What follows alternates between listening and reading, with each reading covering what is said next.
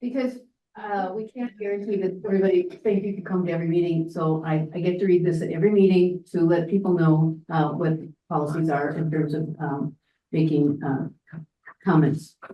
Citizens or others wishing to address the select board during meeting may do so during public comment portion of the meeting. This is for stuff that is not on the agenda. Comments will be limited to 3 minutes per speaker.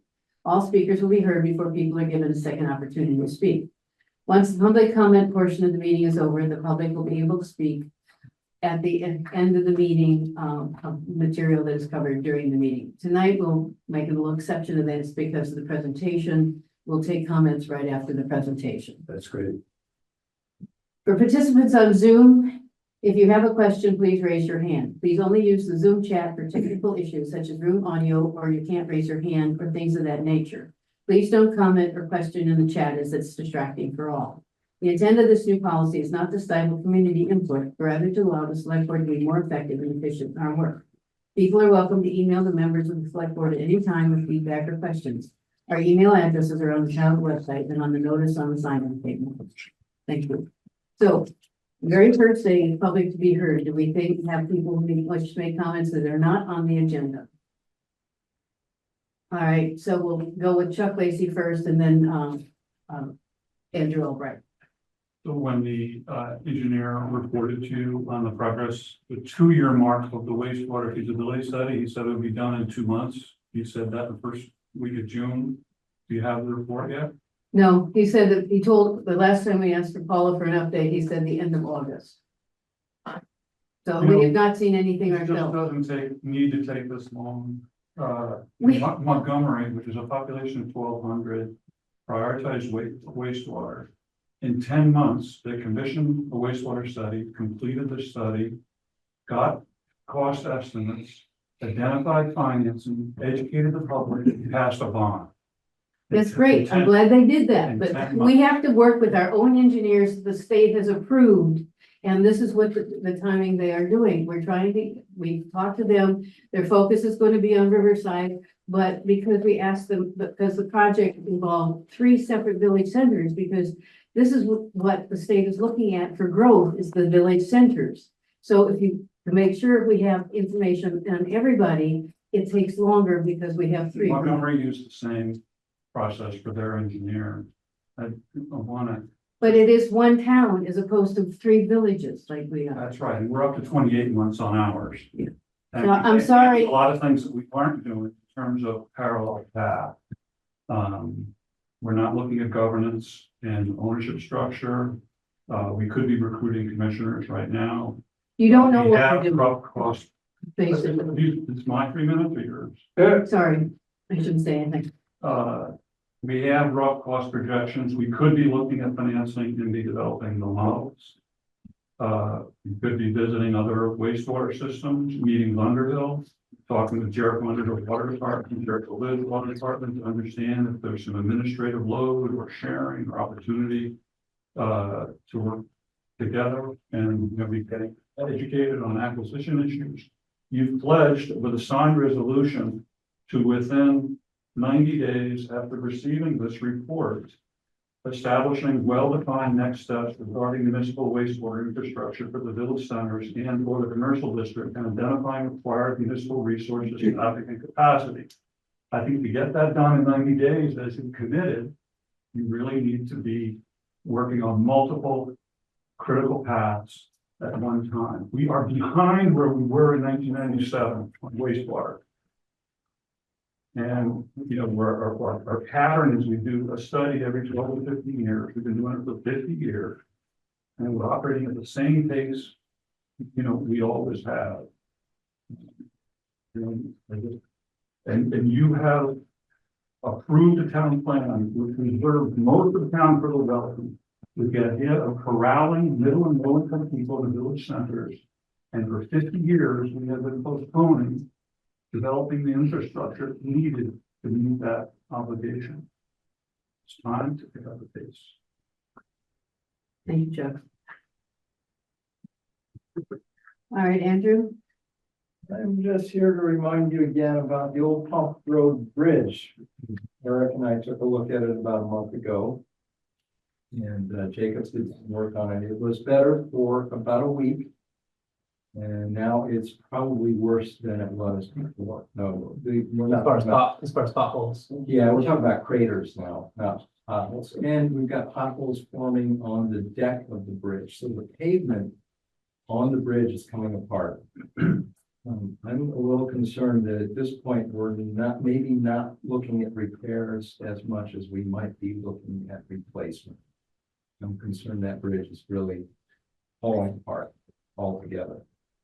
And I'd like to get some idea from the select board, maybe a commitment to get something done for the bridge to get it through the winter, because I don't think anything major is going to happen before winter comes. And we can't get through winter the way the bridge is now. It's going to be impassable by then. I spoke to Jacob today, and what he's going to be doing next week is going to put patching on the bridge. He's waiting for the state guy to get back to him about how the bridge is and what he doesn't believe, and this is just his opinion, is that the bridge needs to be replaced. What is going to have to happen is it's going to have to be, they'd like to pave it from, both ends of the bridge a little bit more with the aprons, but the bridge membrane is just going to have to be double checked to find out if that is still okay and can be just, smoothed over and then paved all up like that. I have spoken with the engineer, our engineer, and, because of all of the things that are going on now with the floods and the state and the paving, that his recommendation would be to wait until like December to put a bid out and then hit it the first of springs. We have 2 paving projects that we'd like to get simultaneously happen at the same time. So because it's more cost effective. So we are still waiting for the guy from the state to get back to us and to examine the bridge and find out just what state of, it's in. They don't believe that it needs to be replaced. It just needs to have like that membrane checked. Okay, I've suffered through 33 years of neglect on that bridge. I didn't hit the button, sorry. Just wanted to make sure. Yeah, and I just, if the neglect continues, then we will be looking. Yeah, he's trying, I give him credit because he's trying to go over there weekly just to check it out and make sure. He does notice that there is some, holes in the bridge and needs to be patched up for now. Did you say that the state guy did look at it already? He has, yeah, we're waiting to hear back from the guy from the state. And that's the Yeah. same guy that looked at the 15th. Correct. So Yes. I think He did look at it, or he's going to look? He did. Okay. So I think part of the issue with what's going on now is the aprons at either end. When those were paved, I don't know what was put underneath them. And Yeah. I think it probably was not adequate, so, it sounds With like like. popcorn, just some stuff works. Some stuff doesn't, Yeah, and it's just been mushed down so much, that now we get this pool that forms at the south end of the bridge. It has nowhere to go. There's nowhere for the water to go except down, and that's creating potholes. So we'll try to have an update from Jacob, Mhm, hearing back from that guy. Hopefully from the by state. the next mhm. select board meeting. Yep. I was actually looking at the minutes from last meeting, and in there, we said that, I think it was last minutes, that the target was to get the bridge dealt with before winter. Is that still? the You mean target? paved? I don't know what I mean. honestly. Oh, okay, I think- okay. I think the- We did go over and we took off the berms. We wiped those berms off and we, They got pushed aside. yeah, I haven't seen it yet, but that's what I was told, that they removed the berms and kind of so the water can escape off of that. They're still there, they just pushed them back. Okay, Joe? Just three quick ones. So actually, my comments are in regard somewhat to Chuck's discussion and the efforts of the select board. What I'll offer is the continued frustrations with moving forward with certain things. the process, anytime we're working with municipalities, state, local, whatever, and keep in mind that most of the local is dictated by the state on how you run and what you can do. So, the process is never quick. If you think you're going to have zoning regulations push you fast, it won't happen. There's a process. Doesn't happen quick. If you think you're going to design a sidewalk now, the process is not quick. It's labor, it's intensive and expensive because the state is so much involved in this. You have to go through their procedures. Early 2000s, I know what went into the design and creation of the sidewalk on Park Street in Underhill Flats. I know what went into it. I worked on it. Now I see the money we have on trying to put a path on Lee River Road and how long that's taking and so on. So where I'm going with this is, Chuck, I understand your frustrations, but a lot of the things that occur are out of some of the town's control. It's above them. I look at. You saw a huge not. Hold on, whoa, you guys need to be talking to us, not to. I am. I understand the frustrations. I understand that Du Bois and King is also busy right now. We've had numerous floods. They service municipalities who are dealing with these floods right now. So if they gave that timeline, they understand it probably got pushed back for bigger problems. So I understand, Chuck. I understand the select board too. But I do think we should move forward, but in a positive manner and keep looking at this as we are going somewhere. It takes time. It's not easy. Thank you. Are there any other comments for public to be heard? Anybody online? Anybody from Zoom have any comments for public to be heard? No? No? All right, then I'd like to say one thing, just sort of in response to Chuck's comment, we had a town garage meeting this morning. And we talked to Paul about it a little bit. I mean, we're waiting for this 90% report, but we all know more or less what it's gonna say. It's gonna say, if you want to do, I mean, I believe what it's gonna say is, well, I believe there are takeaways gonna be like Riverside is the place where we can, do wastewater and have a real impact, and it's gonna cost tens of millions of dollars. So I don't think we need to wait for that report to say, okay, so let's just, I'm making up a number, $20 million. So what do we feel about that? And do we want to direct staff to begin looking into funding sources and what grants are available and how it can be structured? It feels like we don't need to wait for that last report to begin to sort of put the wheels in motion around what is likely going to be, which is likely it's going to be Riverside and it's going to be way more money than we have. And so can we begin to start that process? And that's something I guess we have to discuss. ourselves. Right. All right, moving on. It is now time, we're gonna go to, discussion at Wisdom House with Bill Butler and Michael Owen. Speaking of Riverside. Speaking of Riverside, so I'm Bill Butler, this is Michael Oman. We're here tonight to kind of bring you up to speed. Hopefully we won't be too redundant. A lot of people know where we're at. We have made some pretty fantastic progress.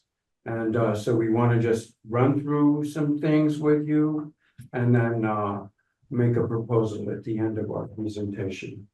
So Mike, and I'll interrupt Michael anytime I feel like it, which I always do. Which is great. And also, I hope that the board will also, if you have a question, it's kind of awkward to go all the way to the end and then try to revert back. So if there's a question or something like that, comments obviously, but if we could just bring up any questions or any ambiguities with that. Okay, so thank you very much. Basically, what we want to talk to you about is our dream, and I think it's related very closely to Jericho's hopes and dreams for Riverside. We're calling ours Wisdom House. It came about because a small group of us were wondering what we were going to do when we got old. Unfortunately, we have done that since, but nonetheless, we found that there wasn't a lot of stuff available for people to to be able to move into as seniors and so on and so forth, especially if you're kind of in the whole missing middle, there's plenty of stuff if you're really wealthy, and there are programs if you're not wealthy at all, but for people sort of in the middle, who are interested in staying in community, there's a limited amount that's available. So we came up with the idea of Wisdom House. And so, let's see, we're gonna. Should work. Don't want to get too Perfect. far ahead of you, what's actually up there. Okay, there we This go. is a building that Thank you. we designed, and it's after the Red Lion Inn in Stockbridge, Massachusetts. But it's okay. It's a very classic New England inn, and we've used that as our inspiration. Basically, it's the same building, but we added balconies. Right, we did some other stuff too. Okay, so if we can move on to the next one. The concept that we came up with for doing this was about 50 or 60 units. Units are referred to because some of them would be apartments and some of them would be condos, cottages. So we would have a mix of those. We're currently anticipating about 60-40% associated with it. We're trying to get close to affordable market rate, the missing middle. We are looking for multi-generational, even though we have an emphasis for seniors.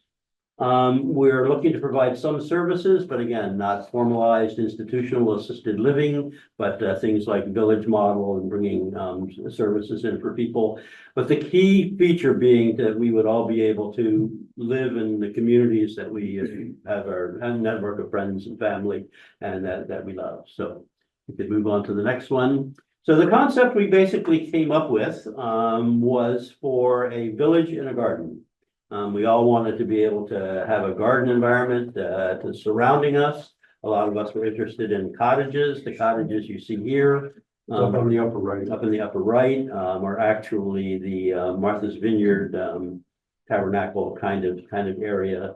And the village itself was, if you will, inspired by, certainly not modeled after, Stockbridge, Mass, where we found the Red Lion Inn that Bill mentioned to you.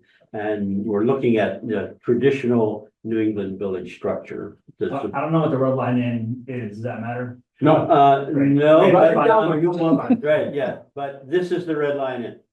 that on the right there, On the right in the there. lower. And so what we were looking for, since we're looking to put a number of apartments in a relatively. 1 second, It's not Okay. working. what's being shared here is not what's being shared for the people online, and I just want to be respectful of them. I think the easiest way is going Is to to be go to just click it. use it here, Mhm, mhm. and we can try to. You share the entire screen, you share rather than. I didn't really want to let me It's do not- that. Yeah. You were doing just the slideshow, right? Yeah, we can try that, I guess. Share. Full screen, share. We're gonna hit F5 one more time. Don't you have to do the? Function F5 Yep. is, yeah, that's what I said. So we're on the next one now, so if we could. Are the zooming people seeing? We're working on it. I don't know. Very important, yeah. Let's do things that way. How do I get rid of this bar? That was the, You can't get what you need. I just can't get to that stupid, that bar yeah, away. you want me to get up so you can sit No. down? Feel like I'm way, ooh, I'm doing those. So what if you went to like this again and started over? Like if you closed I that? think Peter's right. I have to share the whole screen. Oh, okay. Access, there you go, yep, access the PowerPoint from down below. Yeah. And then choose it. And that, Yeah. I know, we're just no. getting worse. Yeah. There we Yeah, go. oh my gosh. And you could, There's you just could a- move that till it's about halfway out of the screen too, that the There we go. sidebar Ding, ding, ding. can be kind of shifted over quite a lot to get it sort of out of the way. At least I've done it in the past. yeah, I have a hard time getting these things to I work hate correctly. PowerPoint. It's Yeah, the worst thing that's ever been invented. There you go. there you go. Should probably be sharing the right thing. Does everybody see it online? They do. Okay, perfect. Okay, perfect. Yeah. We're seeing the presenters tool, so we're seeing the upcoming slide and the notes in addition to the current slide. I don't know why that is, but Okay. it's a little bit better. Better than what we had. Okay, So where are we at? Definitely that. This is the slide that should be up now. Okay, so this is the red line in. The reason that we use this as a model is because we're looking to put a relatively large structure in a very intimate New England village setting, Vermont village setting. And we were looking for an architectural model that actually could do that in a way that worked for most people. And what we kind of landed on was the classic village inn idea. It fits right in. It usually is almost invariably an asset to the communities in which they exist. So that was selected as our model. We were also looking at sort of an inside strategy, which is, since Vermont remains and probably will be cold for a good part of the future. We were looking for the ability to provide interior access and garden space. So what another inspiration for this was an interior skylit atrium space as an integral part of the large structure that we were looking at, in which most of the units would be located. So next slide. We have done a fair amount of work working with our architects from before, which was Gardner Kilcoyne. Now Bill Gardner is still helping us, and Lisa Kilcoyne is at AES and has agreed to be our formal architect when we actually start doing all the details and structural. We've designed a number of floor plans that we believe will create a really wonderful living environment. As we say, the skylit atrium and units around the skylit atrium. Small guest units are provided on each floor, 2 on each floor. So people can actually have, when they have guests come in, they don't have to have extra rooms within their units to support them. The ground floor is a combination of common space and some commercial space. We're looking at exactly how that will be worked out. One key ingredient is to use underground parking associated with this. There are many reasons for this. One is to get people's vehicles out of the weather, to basically have internal parking for the units themselves. Another piece is that frees up all of that space for the gardens that we're looking to provide for public access and so on. So the units themselves are comfortable, hopefully not excessive, and will be good places to live. The commercial, we're aiming at getting a clinic, a health spa, restaurant, and then leaving the remainder for public meeting rooms. And yeah, also I forgot hairdresser. That's crucial For me, if I have any left by then. So a key feature of this has been the location of the development that we're looking at. The Riverside site is ideal for this for many reasons. It is central to both Underhill and Jericho. So even though the predominant site itself is located in Jericho, we're anticipating a significant portion of our market arising from Underhill. So this will be centrally located at for both communities. A lot of features. The market is obviously right there. The library is there. The post office is already there. A number of commercial pieces are there. The school is located there. It's already served by a GMT service at that location. And it's basically walking distance to almost everything. So we could not ask for a better location and as a place to locate this kind of development. So if we could move on. In addition to that, the community, Jericho, has done a lot of work here in terms of defining exactly what it wants to get out of this site and out of this whole area. There have been many meetings. I looked into, by profession, I'm a transportation planner, and I was doing workshops here in 2005 as we were. I did a transportation workshop for this whole planning process in 2005. So the community has devoted an enormous amount of attention to it, and they have landed on a concept of an intensive village location that really will define and really have placeness to it, a place that everybody's happy about. So we can move on to the next one. Critical in the community's activities is, and something that people have been talking about is the ability to provide more housing and to address the housing needs associated with Jericho. The whole new town plan process has really identified this as part of the affordable housing piece. The affordable housing folks put together a slide that basically says, what are we looking for? Seniors are trying to stay here, our kids are trying to find a place to live, can't find a place. So the community has adopted a housing resolution that calls for the creation of any number of senior housing units, affordable housing units, missing middle housing units to provide for all of these needs associated with the community. It's probably the biggest thing that's going on right now. As part of that process, there was an extensive survey undertaken about what the community is looking for. These are two of the, I think, 4 word clouds, really critical, really stand out. Housing and affordable housing in particular, and rural character. These two things really have defined what Jericho is trying to be and trying to do and trying to get to as part of this entire process. So if we could go on to the next piece, and this is where we're going to go into something that's a little bit, we haven't spent a lot of time with this in the past. What do we do about this? I mean, typically what happens when we talk about building housing is something that looks a lot more like the graphic on the right. It's just subdivisions and, narrow streets and, not very big lots, but McMansion houses scattered all over the place. The conversion of rural environment to a basically a suburban kind of environment. There is an entire strategy for doing this. It's sometimes called design-based. It's sometimes called cluster development.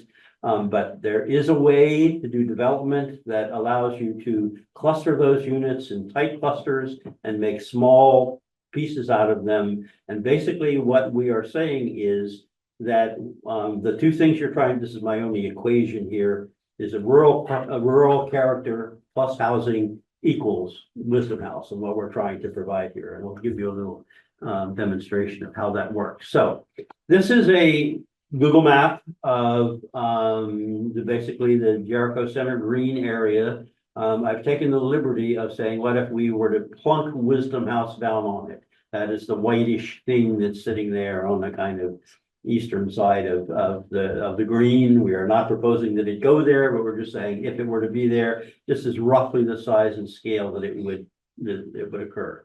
Now, if we wanted to provide housing, just normal single family housing, at the village center densities, at a quarter acre density, this is the amount of area that we would need to completely occupy with housing in order to do it in single family houses. Basically, it would wipe out everything, the green and, all of the green, all of the surrounding uses, so on and so forth. That's at the village center density.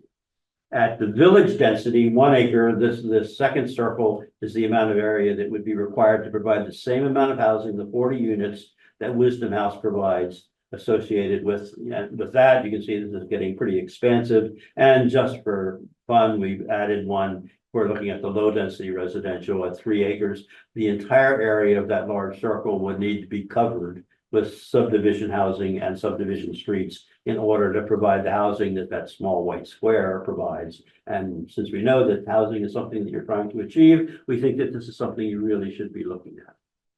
The state has looked at this for a while. I can't remember the precise name and I can't find this book anymore, but I did make some scans of it. The Housing and Community Development looked at the possibility of developing these cluster style developments. What the upper left-hand version of this is kind of like rural fields and small local development village areas. The lower picture is what typically happens when we start developing using conventional subdivision approaches to building our development. And the one on the right is what you can accomplish by using small compact development and in actually localized areas, the same kind of level of housing provided. So that said, how do we go about this? And this is something that I would really like to spend some time on this evening. What we have proposed in the past is that we believe that the best way to do this is what I'm referring to as a collaborative development approach, in which the actual parties associated with the development get together and try to address exactly how the development is going to occur. We actually began this once at Riverside. We got Wisdom House and we got Greg Tatro and his people in, and we got the town in, and we had assistance and we had support from architectural and engineering firms who were able to come up with approaches to doing it. So, and we got a fair way down the road, and then that kind of got derailed. I think that really what we need to do is rethink going back to something like that. And this is based on an approach that is kind of more widely used in more urban environments, which is called public-private partnerships, in which the public and the private sectors get together and decide how they're going to do things. I've selected a few slides from a presentation that was done by the Urban Land Institute. That is perhaps, I would call it the premier, certainly a premier development organization in the country. They spend a lot of time figuring out how to make development work under a wide variety of circumstances. I reviewed the 140 slide deck, so you don't have to, and selected a few that might be helpful for us to just look at here. And so what are we trying to achieve when we do this? There are many things we are trying to achieve. Revitalization of an area that needs it, economic development and vitality. Anti-displacement is a big piece in more urban environments. We don't have to worry quite so much about displacing people in the Riverside area, but certainly maintenance of existing housing and people existing in those locations are important. Affordable housing, placemaking, making the place that we want to be associated with.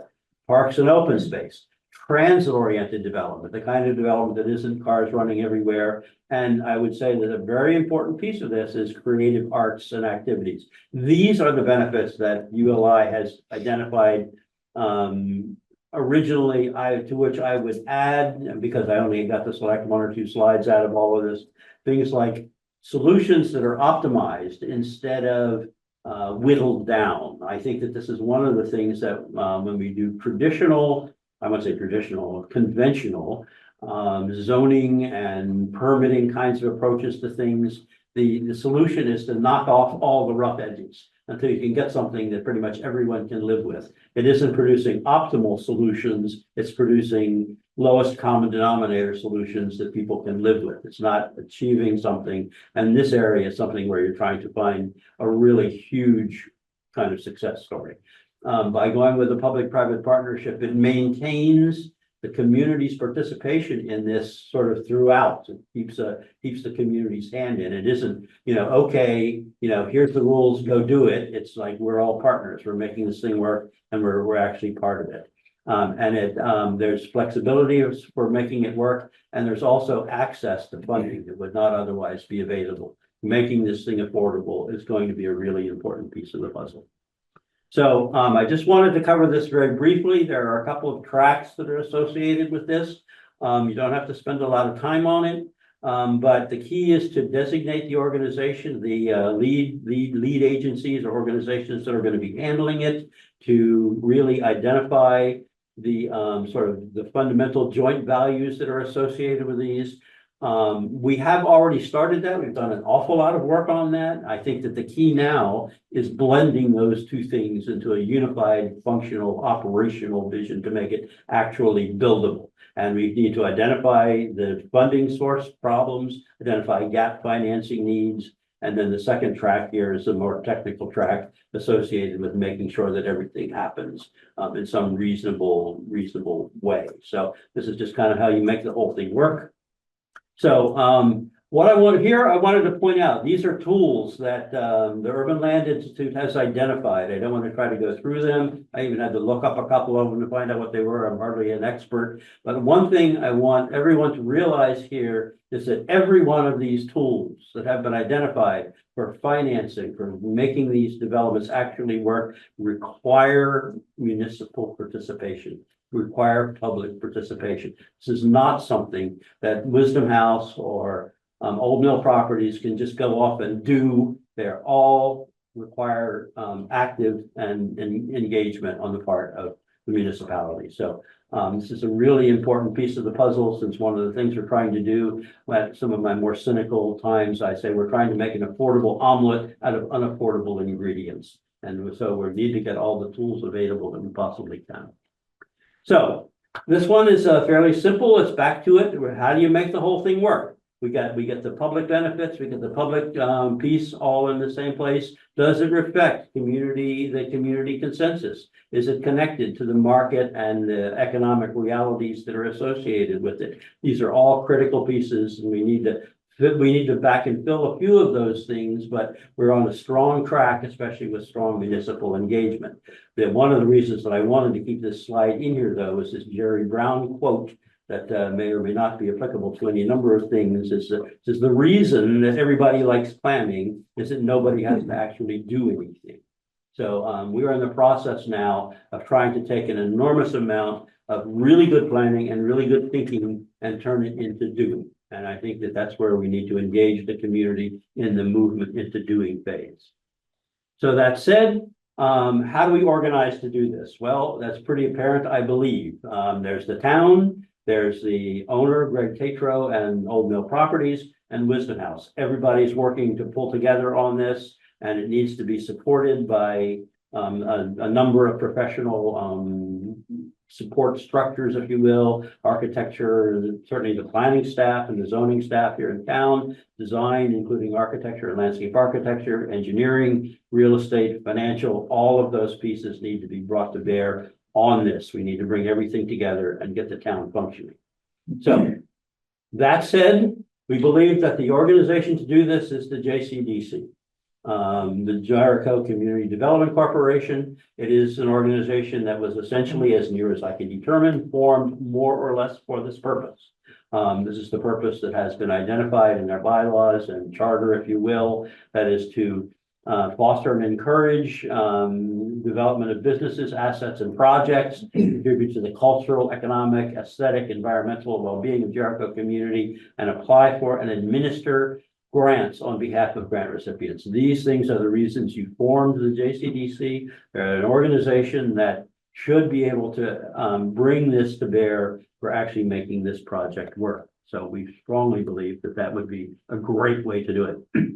What we're talking about is the commonality of vision. I kind of like this little Venn diagram because most Venn diagrams, you know, have like a lot of free space and only a little bit of overlap. But what we've found is that the commonality of vision between the existing owner, what Wisdom House is trying to accomplish, and what the town has established long since in terms of what it's trying to accomplish, all work together at this location in ways that just cry out for putting this thing together in a joint project. I enumerated a few things here.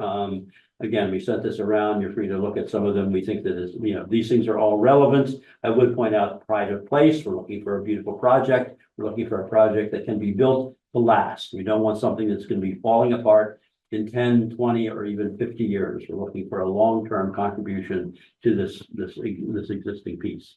So that said, basically, what we're suggesting is that we have the tools available to us to realize the vision that we have set out to realize. Wisdom House is bringing this, and the Old Mill Properties people are bringing this, and now we need to engage the community fully and realize this vision that so many people have, and really, I think, holds a lot of inspiration for the community and for the people around. So that said, I will. So Michael and I have been doing a lot of groundwork, and we've spent quite a bit of time in Montpelier, and we've spoken before Keisha Ram's committee.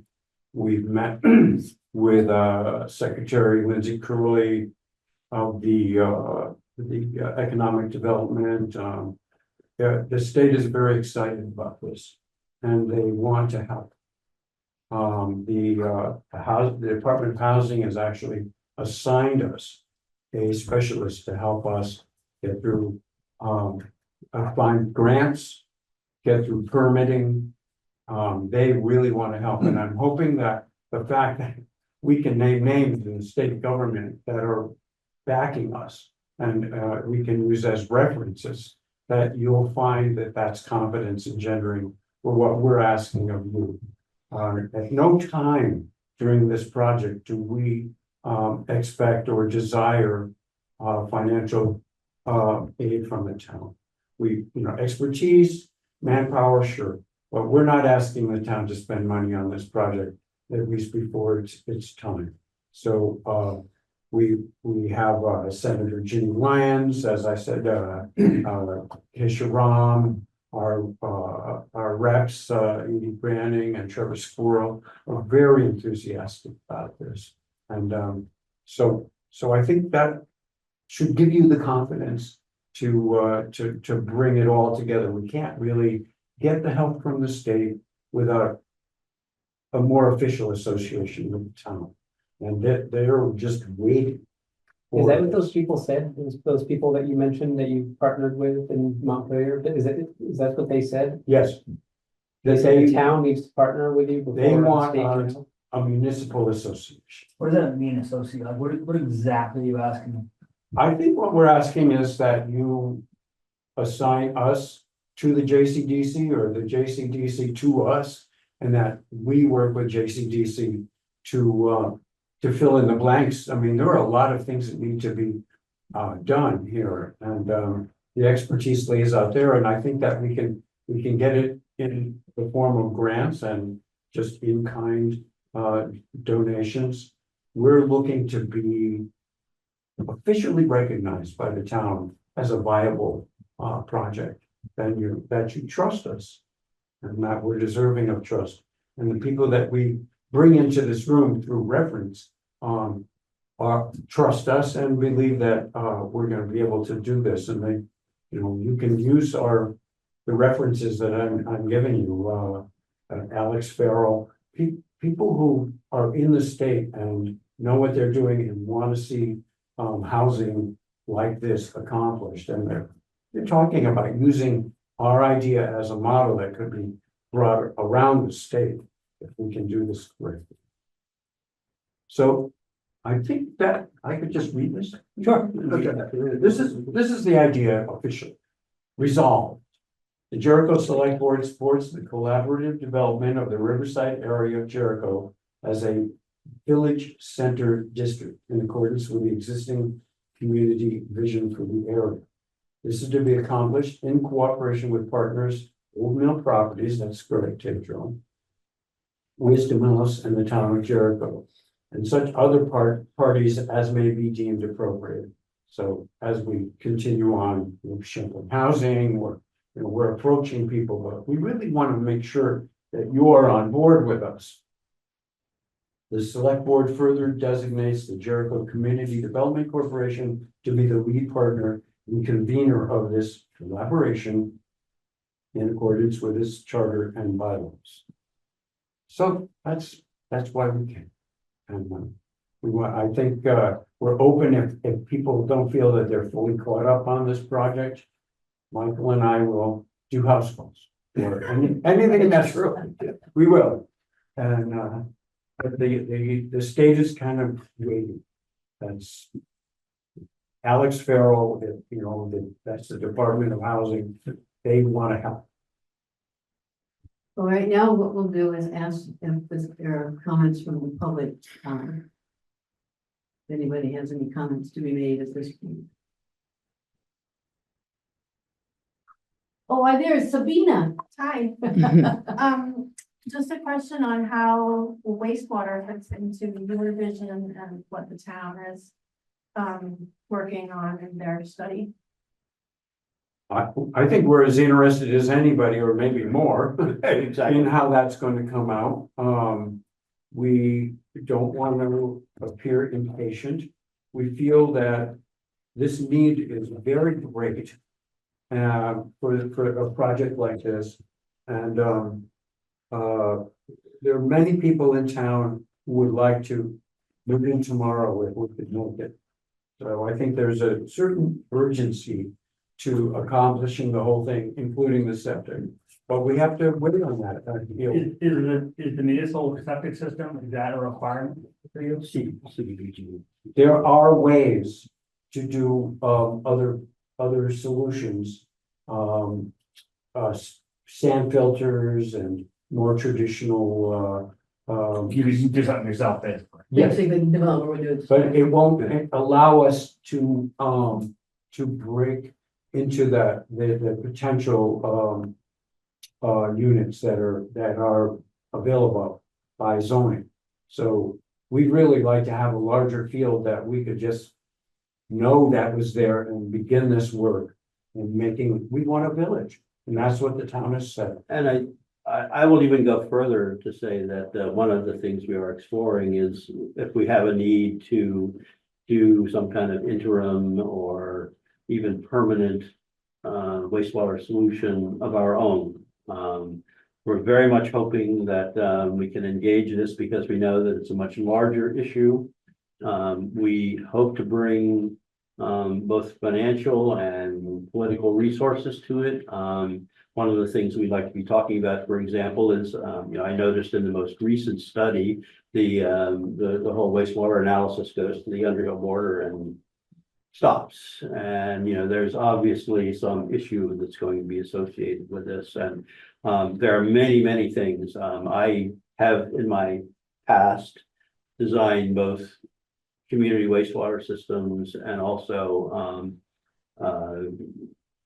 the regulatory systems for hookups and that sort of thing for like Williamstown, Mass. So I'm familiar with many of the issues. I will say my knowledge is dated and not specific in some instances, but I am very much looking forward to engaging with the actors, with the engineers and the studies with this. One of the things I wanted to see, for example, is I would really like to look under the hood of this DNA study. I want to see exactly what they've done, what kind of analysis there is in terms of the absorption areas and the leach fields and so on and so But forth. the short answer is that you don't, if we don't do municipal wastewater, you're not dead in the water, but it would be easier for you to, if we had it. Absolutely, yeah. Right, correct. right. We may go on our own. And the interesting thing is that, the town has worked with Greg Tatro to explore, even as just its own development, the wastewater potential on the school, which also is Right. part of the, That's what we're hoping to have happen. And we have already Yeah, spoken with, I'm we sorry. work with that. And we've already spoken with the school people. We are more than willing to act in whatever liaison capacity can be most effective. We're anxious not to go bigfooting anybody else's efforts. So that's kind of one of the things that we want to have. I mean, this would be one of the major pieces of this joint development effort. Was the wastewater would be a critical key feature of doing this and how we're going to put it all together. Chuck? I just want to point out that if the town continues on its current pace and Wisdom House has to solve wastewater on their own, the town is going to have a much harder time financing a wastewater system. You have 40 customers in one location, one hookup on interior lines, paying you what 40 customers taking wastewater from 40 individual homes will pay you. So you have an extraordinary opportunity from a business plan point of view to have a big customer up front. And if we blow it and miss that opportunity, wastewater in Riverside will be that much harder to produce. And if you look at the wastewater study for, the amount of time it's going to take to get people with existing septic systems to hook up, for their systems to fail, for them to then hook up to the community system. It's taken a long time to get critical mass to cover the nut. And to get this thing going requires big customers like the Range, like Wisdom House, like, apartment buildings in the commercial district to have the critical mass to get this fucking.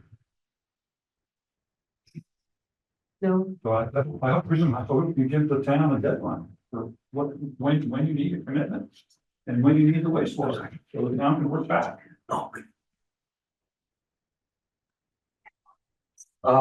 Just a couple things. First of all, I appreciate Wisdom's House, brevity in the presentation. It was to the point, very direct. Couple things I looked at before I got here to the meeting today that I do like. Number of units, 60. 60 is a really good number to stick under because of wastewater. At 60, you're still underneath the 6,500 gallons per day, where it forces you to indirect discharge and really changes the septic game.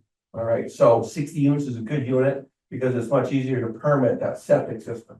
Whether you want to utilize what Tater already has or look for your own, so that 60 is a great number. As far as the location, again, I like the location very much. I like the location so much that,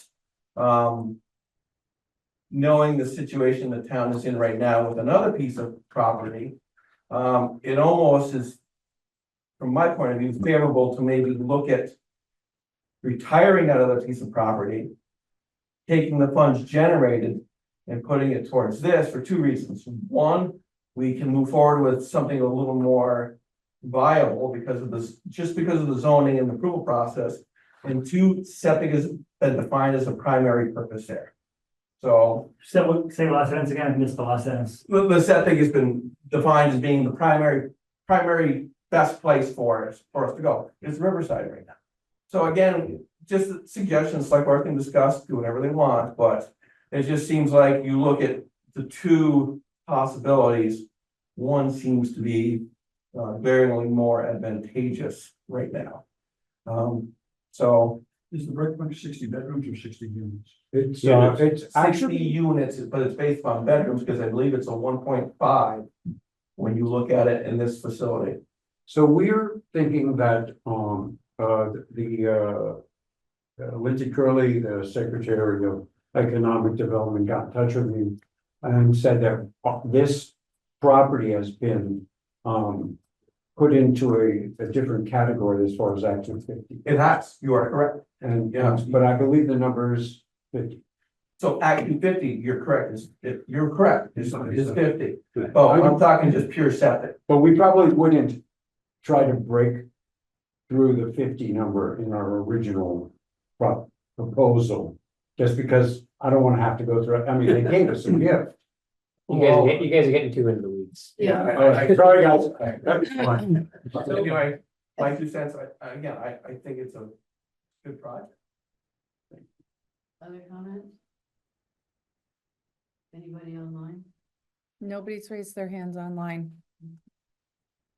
Oh, So a question I have is, what have you done, if anything, with Greg?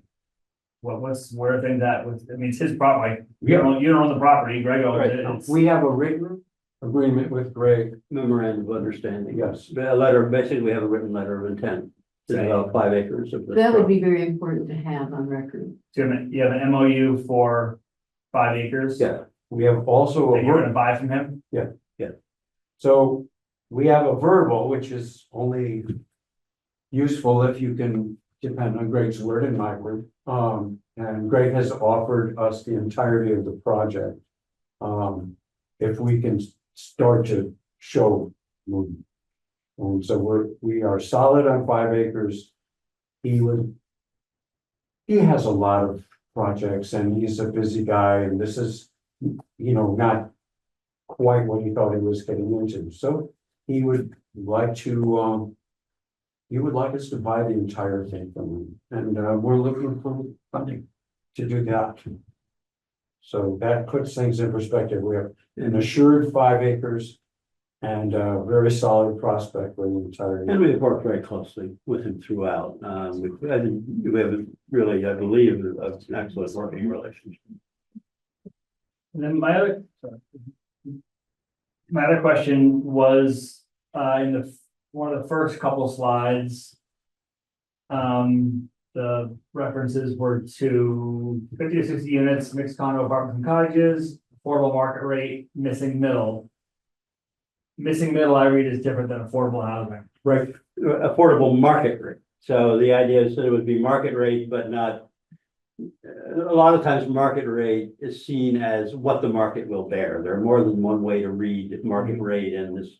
So we wanted to make it clear we weren't looking to create a new Wake Robin here or something like that. We're looking to create units that ordinary people already living in homes in Underhill and Jericho would be able to more or less make a lateral move into.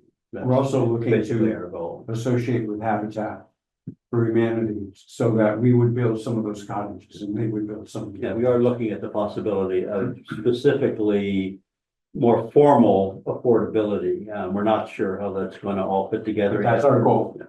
And we also, when you talk about missing middle, that means, in my mind, a couple firemen, a couple nurses, a couple of teachers, maybe. How come, I mean. That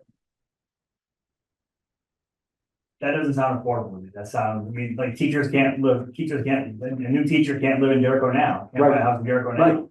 Is your theory that if you like, it's gonna have to be if you want a third-year teacher, just to say an example, I know, to buy one of your units in Jericho, it's gonna have to be cheap, because they're only making 50 grand a year. That's our goal. That's our goal, is to bring housing to that segment of the population at a rate they can.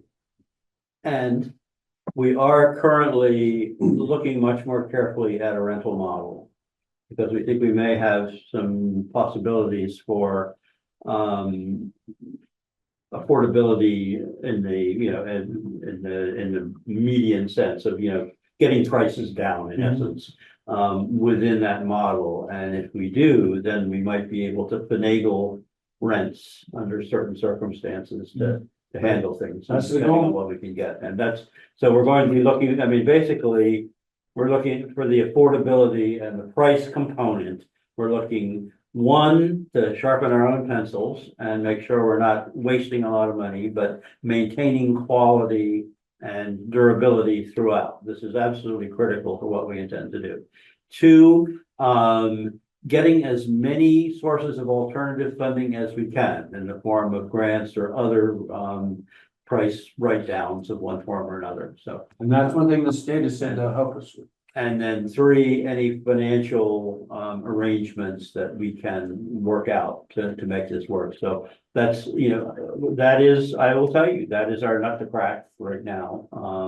And we're working pretty hard at it. It's a fairly, this is black walnut territory for those of you who are familiar with cracking nuts. But nonetheless, that's what we're working on to try to make this thing work. And in the process, we are looking to see how much we can provide in that, not, poverty stricken range, but Lower income. not so much basically Like, what are you thinking? Like, can we just use numbers? Right. Like, are you talking 200,000 for an apartment? You're talking 300,000? We're probably gonna rent them. 4 to 5 is probably what we're gonna be looking at. I would be very surprised if we could bring it in under, but the question is if we can, again, how much we can offset with alternative ways of doing things.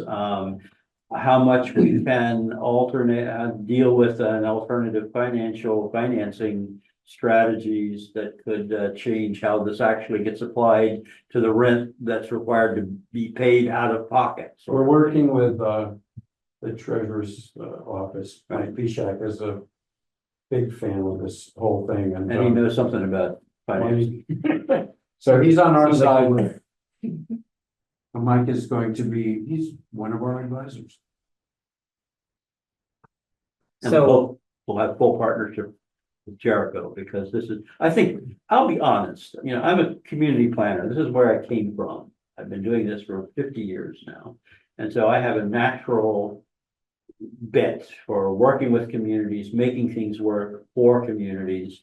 And if I'm not working with a community, I don't feel like I'm doing my job right. And I think I really feel like this is the way that we're gonna get what we need, what Jericho needs and wants here, not just, the mini-max principle of getting all the rough edges off until everybody can deal with, what's left. But getting something that you really feel good about in the end and say, wow, we did that Together. I mean, I don't think there's anyone that dislikes the project, right? For me, it's a little. I'm not very good at just being visionary and just imagining $3 million showing up from the state to somehow make it somewhat in the range of where you can afford it. I'm not saying that's not possible. It's just hard for my brain to like believe that. Maybe I'm a little bit of a pessimist. What would help me a lot is you mentioned 4 names, which I didn't take notes of.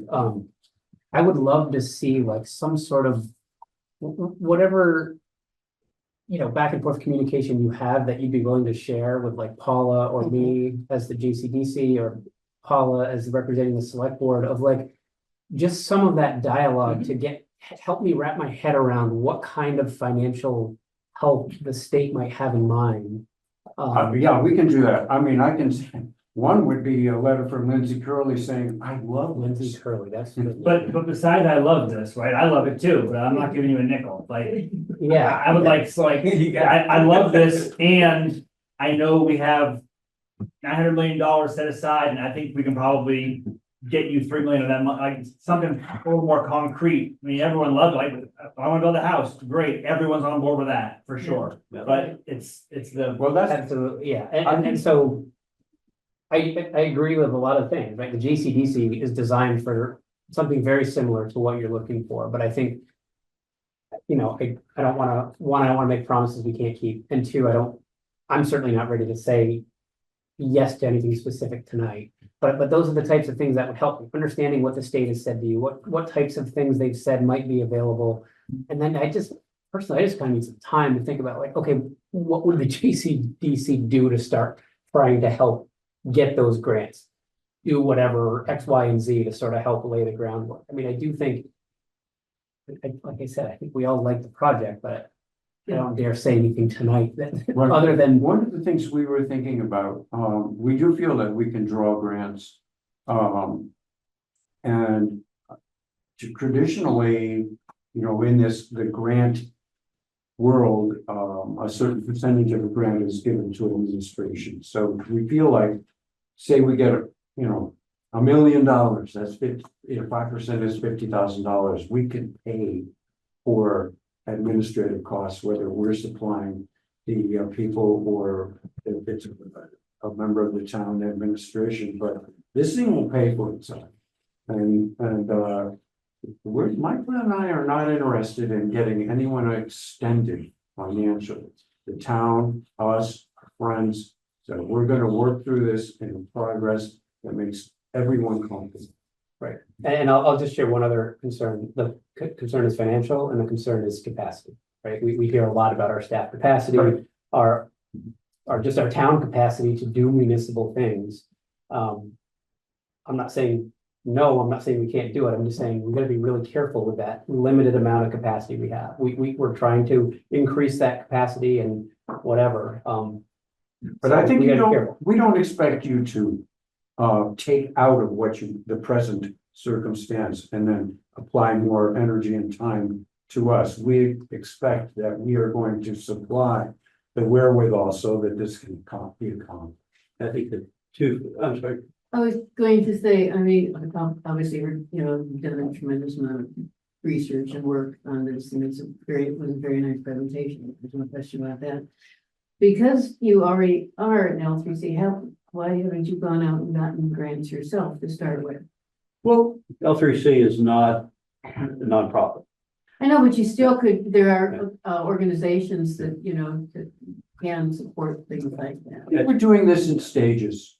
We really want to be with the town. And L3C is a for-profit corporation with a community mission. So that's what we are. But we are not whole, I don't think, and until we have the town with us. We have the state of Vermont with us. That's pretty clear, and I'm happy to share. I mean, the state, certainly works with corporations and things like that. I mean, Well, for example, one of the primary means of getting funding for this kind of thing is CDBG. CDBG is not available, community development block grants is not available to non-municipal partners. So that entire part of funding availability is off the table for us without a municipal partner. There are other, as I pointed out, that whole list of things that Urban Land Institute put together as tools that we would have available for us to do this. Basically, every one of those requires some sort of public, usually municipal participation. And I think, given the importance of this to the community, I think that the engagement of the community in doing it, and I do think one of the things Bill's things that he's talking about is actually using this as a tool for capacity building itself. So you have the ability, if we can start pulling these kind of grants in, you could add a staff position or something along those lines. With $50,000, you could cover, 3/4, close to a modest staff position to actually do work for you, that all by itself. So, I mean, part of it is to look at it as a capacity building opportunity. But to do that, we need community engagement. We can't sort of put it all together and then come and say, well, what about now? I mean, we need to be sort of partners from the beginning, not partners, at the end. Makes sense. Joe, I've been rehabbing apartments in Springfield, Vermont, and the Springfield Economic Development Corporation has served this role and been really essential. I think Michael's last point is really important, and that is that everything builds towards the next thing. To meet the number of units in the housing resolution, say over the next 10 years, we need 5 or 6 of these things. So we shouldn't be looking at this like the last one. We should be building the capacity to do multiple things. And everything the town does builds on experience and courage for the next one. Buying the railroad property, to me, was really kind of just a moment of courage. And I think the idea of selling it for, now that we have it for a higher purpose makes sense. But that was an important sort of marker and a sort of courage point, for the town. The town garage is an opportunity to develop some experience for, going towards the wastewater. And we should be looking at this as not a one-off, but it's the capacity that we need to facilitate the town plan as it's been approved in the housing resolution, as it's been approved. And Michael's right, this capacity building we should be envisioned doing this many times, multiple times. And we're going to share. And that's what other towns are doing. I mean, we're not keeping up with other towns. They have the capacity, and we don't. I appreciate that perspective. Would this project fit on 2 Railroad Circle by any chance? I don't think so. I've done a lot with this project, but I don't think I can shoehorn that one in. I'm sorry. I don't know. We got Bill Gardner here. He can tell you. He can do anything. He can do anything. We have total faith in Bill Gardner. Well, I'll just say, I agree with Eric that we can't really, I'm not willing to do anything right now. I am 100% in support of dumping in a bunch of units and getting a bunch of housing in town. I'm much more, I'm a little uncomfortable with, you would throw out the number 500,000. That's on Zillow, that's my house. My house is $500,000 on Zillow. That does not feel like anything that's gonna be for anybody that is not already able to live in Jericho for the most part. I'm really interested in something that's perpetually affordable and that, like perpetually affordable setup, and the more that sort of Habitat and Champlain Housing Trust are on board, that gets me much more engaged than Keisha Ram. The people who are on the ground doing this stuff and have systems who have done it, who have done it in this town before. That is what, if Champlain Housing Trust is like, yeah, we're gonna do 4 units in here and we're 100% all in on this. That goes a long way for me, just speaking for myself, not for the board, for me personally, around achieving what I want for what I think the town needs. Well, thank you for your presentation. I think it's, the select board will now have to, take this, to talk about it, because, it's a substantial commitment. And if there's any way we can assist in your conversations, if you have any questions, you want to drag us back in, we're more than happy to do it and, have any kind of discussions about how we do these things, because we're kind of finding our way here.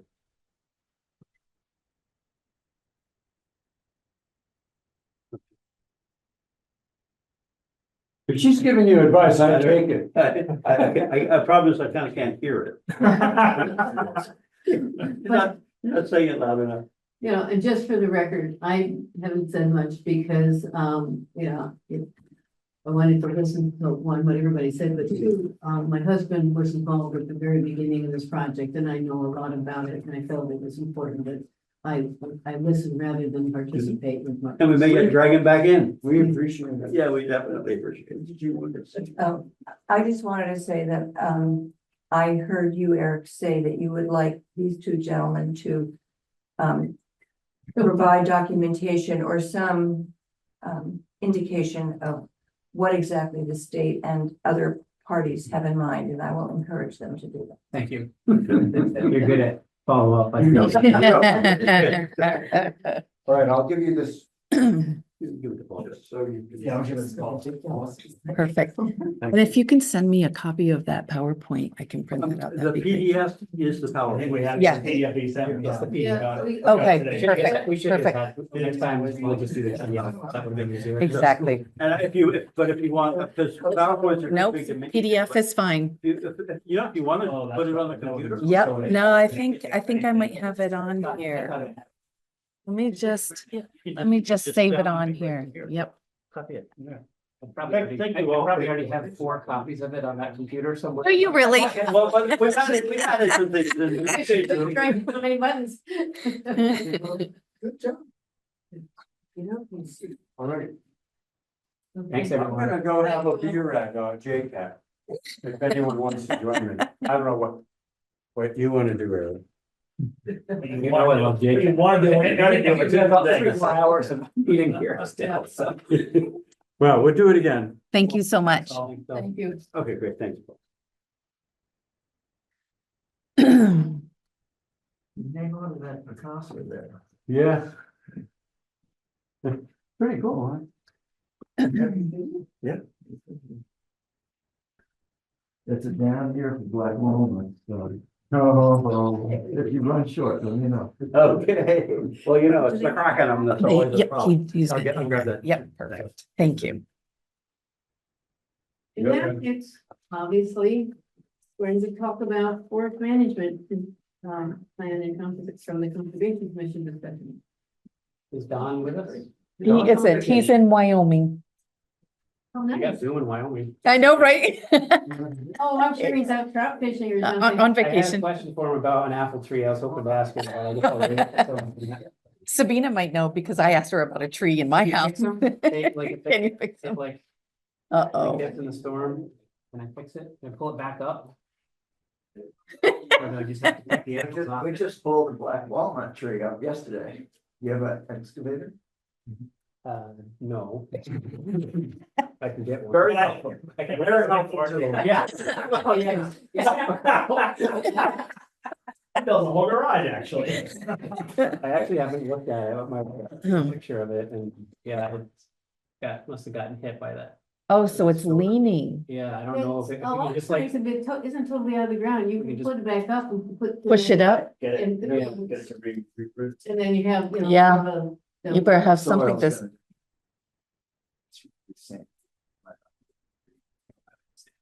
and gravel, a lot of gravel. oof. It's clear as to how long ours is lasting from. things like this. Anyways, that apple tree is not part of the forest. Well, the reason for coming to board now, we circulated Don's letter to the Yes. folks, so, and that was pretty succinct. Explanation of why we need to do this project, and I guess in light of all of the. Maybe we should just say for everybody, for the record. For the people that. what- Oh, yes. Didn't get the Yep. letter, just Yes. give me a I'm quick sorry, summary. good point. Go ahead. Should I read the letter then? No, don't read the whole thing. No, just to summarize it. Yeah. The gist of it. Go ahead. It's on you.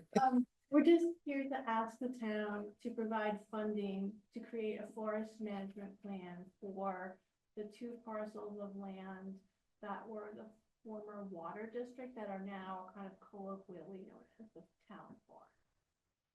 So that's what the letter is about, and that was prepared by Don Toby, who we've discussed this with, and so because he's away right now, Tom and I are just representing the Conservation Commission part of the equation. So since you've already got the letter, I guess the question is, do you have questions for us? I didn't realize it was 10 years ago. That the trees had fallen down, because I remember walking through the forest at that point and talking about how, you know, you could see it was just all this, you know, essentially plantations because of this, there was no undergrowth. It was all this one kind of trees. That was a long time. I didn't realize it was so long. Plan, like what, like where to call and like what are the big management for us without, I'm sure it's like an entire course. Basically, you hire a professional consultant to do an in-depth study of what's actually on the ground, both species, diversity and density and overall tree health. So in terms of culling trees, you're basically trying to not necessarily manage for timber production, but just for a healthy forest going forward. And since both of these parcels are surrounded by densely populated subdivisions, they get a lot of use. And, you know, there's also a safety factor in terms of making sure that the trees that people are recreating under and within are going to stay healthy. So there will be a certain amount of culling related to a forest management plan. It's basically a long-term document that gives you either 10 or 20-year reassessment. Right. Maybe I should just read this sentence. So a forest management plan can guide town officials with management of forest health, natural community protection, preservation of biodiversity, protection of critical resources from being overloved, in quotes, by the public.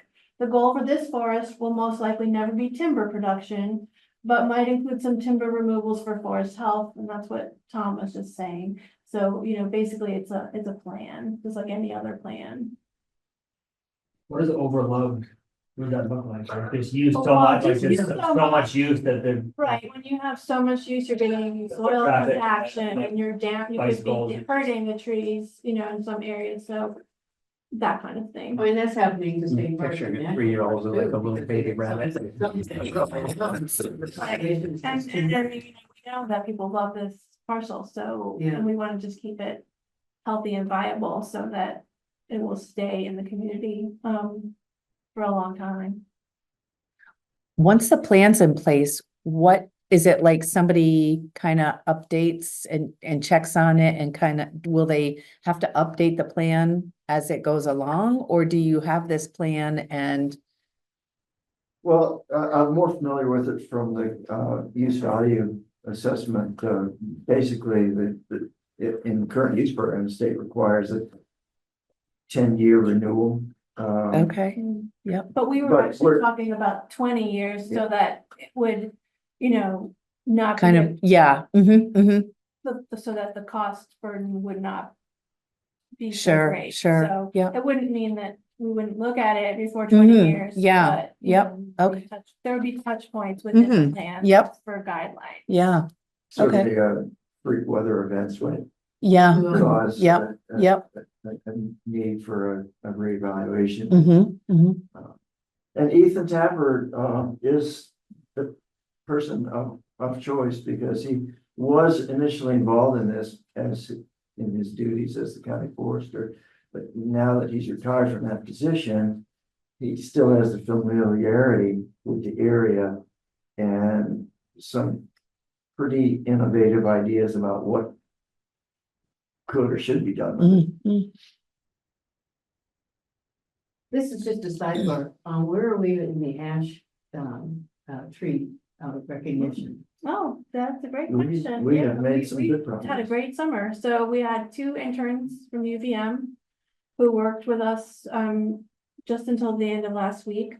They did great work and they were able to complete the ash tree survey for the right of way for all the roads in the town. That is amazing. That's It's amazing. wonderful. And they they were so efficient that they were also able to go through Mob's Farm and Mills Riverside gosh, Park.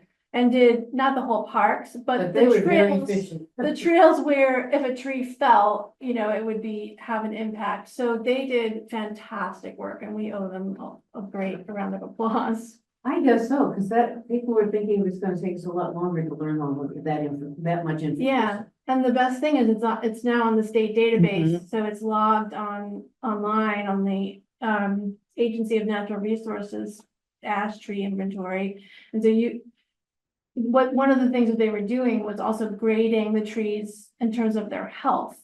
And so the dots for each tree are color coded and we can then, prioritize which ones need to be dealt with sooner, and that will help the town budget more effectively. I was gonna say, that's great for the budget. Yeah. Because we probably, I'm sure there's some that may have to come down. Right. Sooner than later. And I'm sure when Don comes back, we'll try to come up with a little summary to send to you guys, and we don't necessarily have to present, but just that information in a report. What might happen, this year or is there something that's gonna happen in 2 years? Right. So related, both we just talked about the ash thing and the ash trees, and then also this, the forest management plan. So let's say we make a motion, approve it, and it happens, and then we have this document. Who is looking at that? Don, Toby, whoever so right now it would be Don, who's the current forest, Tree warden. Tree warden. Thank you. Okay. So it's his job, so it's a tree warden's job to keep track of the forest, can keep revisiting that, making sure that bring something to the select board if we need any money for this, whatever. Exactly. And also that also true of the ash tree dots, Yes. colors, he's monitoring those as well. Yeah, Okay, great. I was trying to make sure it didn't get done, great, we're in good shape and filed, and then no one thinks to look at it again. Okay. no, well, he would be, and then the conservation commission would be also involved as a secondary group. I'd like to make a motion to approve up to $1,500 for a forest management plan to be conducted by Ethan Pepper. I second that. All those in favor say aye. Aye. Motion passes. Great. Thank you. Thank you. Thank you. Any other news? You're welcome. Happy to provide. Two person? All right, we get to dispose of things, huh? Yes, so I had Claudine take a look at this and just kind of change anything that she thought needed to be changed. But this disposal policy is for basically any unused or old equipment or miscellaneous things lying around the town or the town garage that we could possibly sell to get a little bit of money back. And What so about the bridge? that Point. is a good point. We could totally do that. I mean, that, The Simons? No, We literally have a.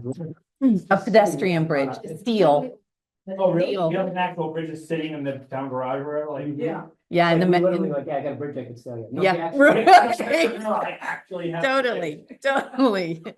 Yeah, so this, I feel more comfortable having a policy in place than not. Oh, So absolutely. we came up with this policy and just needs to be, But yeah, I shot that bridge because it's good, solid, heavy. that is true. Where's it from? We could definitely do that.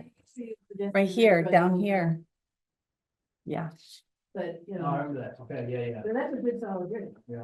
I did have a question about the policy, but my assumption was that Peter was gonna ask it, so I was gonna get. Oh, go ahead. wait, what? You're gonna ask it. Why do we have to approve of all these things? Why can't we I delegate? thought he would too. I thought he would Come too. on, where were you on that? No, it's good, like, we should be doing this. Really? Yeah. She's gonna come to us and Flipping. be like, so what you're saying Oh, is, no. so she's gonna have to come to us and say, hey, they replaced the bucket on the loader. Is it all right if we sell that? There's a guy that'll give us $75 for No, it. it says may throw in property without select board approval. Town manager has to get authority to terminate if supplies used up unsaleable. Oh, okay, now I thought I read. We can set or allow the town manager to set the value for Right. any sale for a certain, it's all, we don't want to ever talk about it again. Yeah. She's gonna have her Craigslist account and we'll never hear about it. But Alright. that would be my question. I don't want to be talking about how much is a bucket loader worth. Right. Right. But I don't know how much the bridge is worth. I I know. do wanna, If you do approve it, I just need that one signed. So actually, we need a motion. Yes. I'll make a motion to approve the disposal policy for the town of Jericho, as presented by Paula from Colleen. I mean, from Colleen. Yeah, I second it. all those in favor say aye. Aye. Excellent. Excellent, that's pretty exciting. Yes, and We I have, will definitely. is Jacob like great now, I can just start getting stuff out of here. Yeah, he already has some stuff he's taken pictures of. He wants- And actually, he is got one thing sold. If, yeah, If the ball's been Yeah, approved, right, yeah. right. That's sold already, that's pretty good. yeah, So next is, the man's, the liquor licenses to be. The first two, actually, Jessica had called me and said, you know, your meeting, then they came before the meeting, you know. Right. Meeting, but we need to, you know, just justify that we did it, but the September 5th, we're good for, you know, to do your usual liquor license thing. Okay, I'll make a motion. So I'm just doing the September 5th. No, well, all of We them. do all- you have to do all of them Yes. officially do it. Why are we doing Individually? retroactive? It just feels so wrong. It feels so stupid. Like I'm literally going on record, on an official record Yeah. that will be permanent forever Yeah. on the 5th. Eric Johnson said, Dead on the made a motion to approve a liquor license for a party that already It happened. just feels so stupid. Remember what Joe was You saying signed that. about the state making us. Yeah. Yes. All right, I'll do it under Okay, protest. okay. I'll do it in separate motions so that they can sue me. It makes the suing of us, you know. So I'll make a motion to approve liquor license on August 2nd and on August 3rd for the MMU alumni event at Mount Mansfield Barns. Second. All those in favor say aye. Aye. I'll make a motion to approve the upcoming September 5th for Emma Enterprises Inc. to cater for a wedding, also at Mansfield Barn. No, it's Thank you. Okay, Yep, one of this. yep, I got right here. Thank you. Where, sorry, I didn't It see says, it's at 52 Still Hill Road. at 52 Silly Hill Road. Oh, it's not at the Mansfield Barn. I think somebody's home. That'd be great. Do we have Okay, a second? I'm sorry, second, sorry. All those in favor say aye. Aye. Next are select board updates.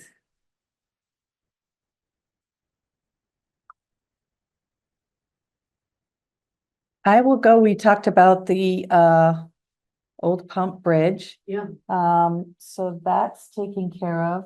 What are we gonna do there exactly? I'm still unclear. We- Gonna basically rip off everything on either side of it, and then rip off the top of the bridge and pave everything? No, well, they're gonna come in and inspect, the top of the bridge definitely has to be repaved, Yeah. but the membrane underneath just needs to be checked to make sure that it's fine to just, What's the membrane? Is well, that like the, just like the underneath, steel beams? yeah, Or the underneath of the, before the pavement is on there, there's like stuff a, that goes over the yeah, pavement, there's, the pavement goes over.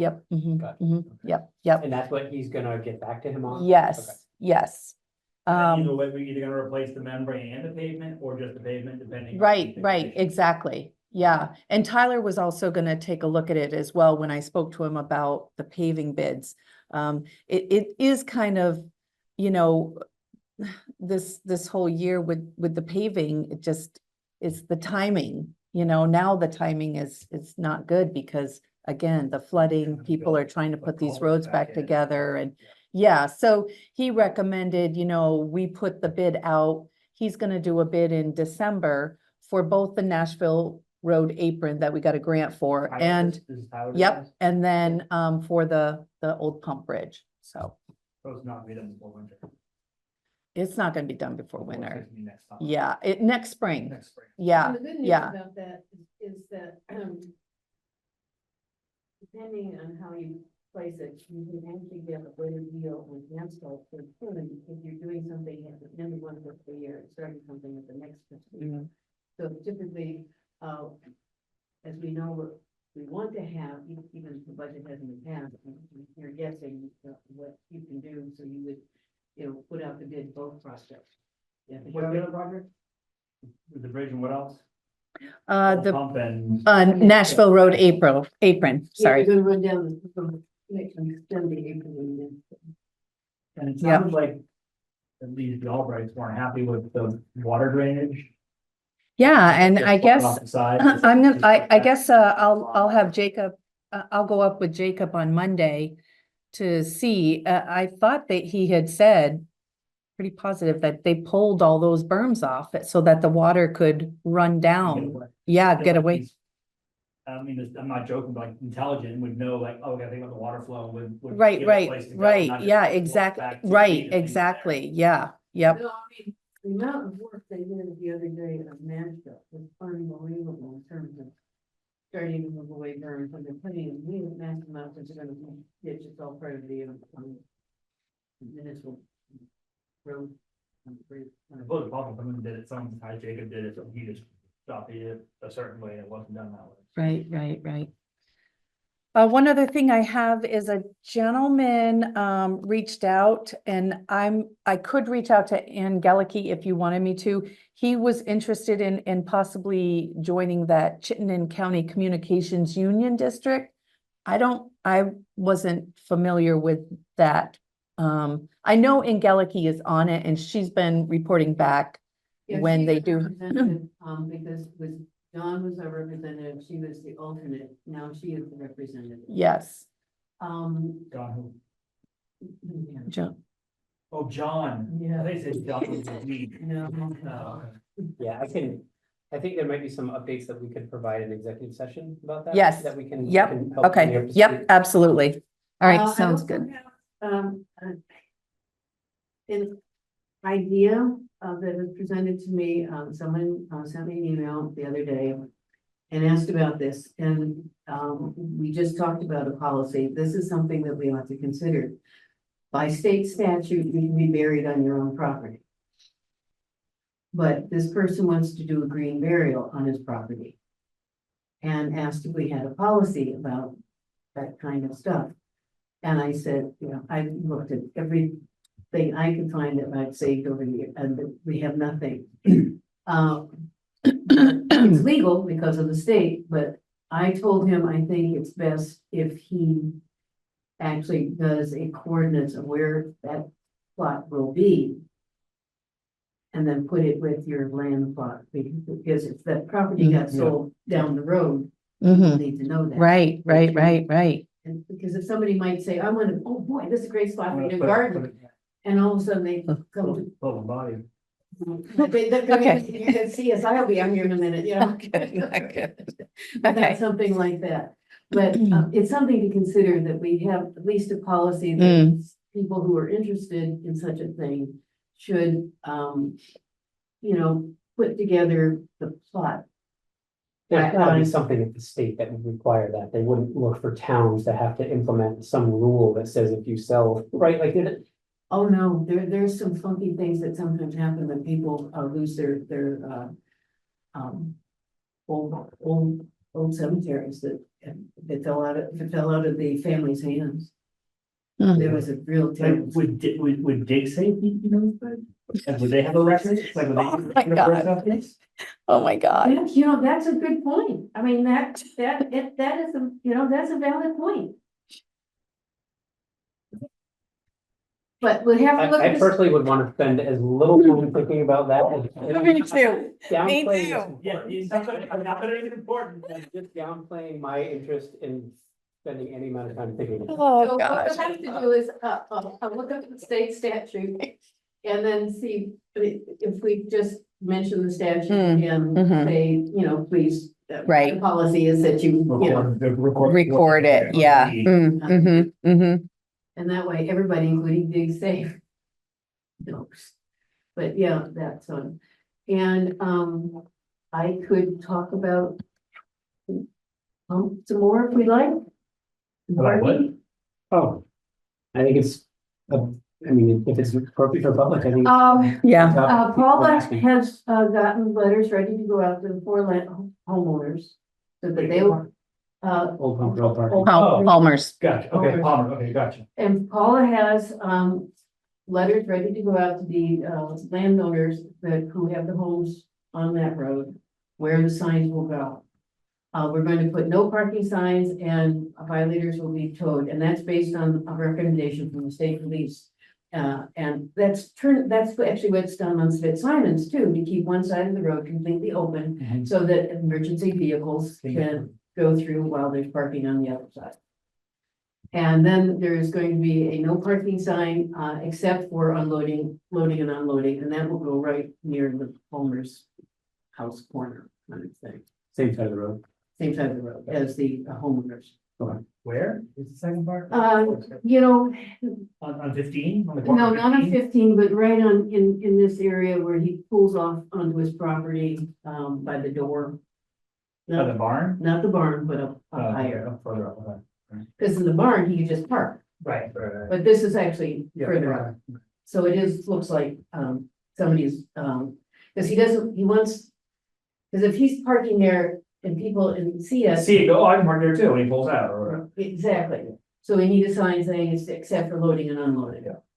And he and Chris said, he's going to, mark the current, spots with, lines, and he will be, put up a sign that says, if these slots are full, parking is available, at the Jericho Elementary School. I mean, he's agreed to do the signage for that. And we talked about putting that, up by the parking space itself, because that's where you're gonna see the shortcut. Yeah. And he's also, Larry Burke, engaged them because if he would like to expand the parking, particularly if nothing else, where it starts narrowing down to that little triangle. Yeah. And put Phil in there, so he's wants to right by, even the Von Turkovich. And they've given him permission, that Paula has checked on that. And that they have actually given permission on that. And so For him to go down the road or to go he's hoping.